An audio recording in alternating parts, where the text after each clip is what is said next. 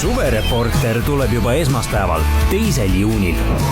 Tulgu rahet või vihma, Suvereporter on ikka koos oma rahvaga. Selline vaatepilt avaneb praegu Tallinna südalinna Stockmanni kaubamaja juures ristmikul, kus liiklus on häiritud, sest vesi on tõusnud kanalisatsioonist tee peale, mis tähendab seda, et ikkagi sellise äikese vihma ajal ei ole meie pealinna kanalisatsiooni läbilaskevõime selline, et suudaks selle vihmavee ära juhtida.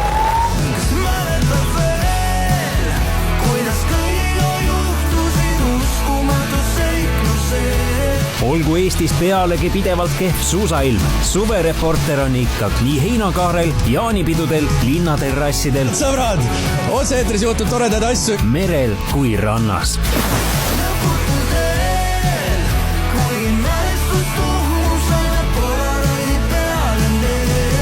Ema, ma olen telekas!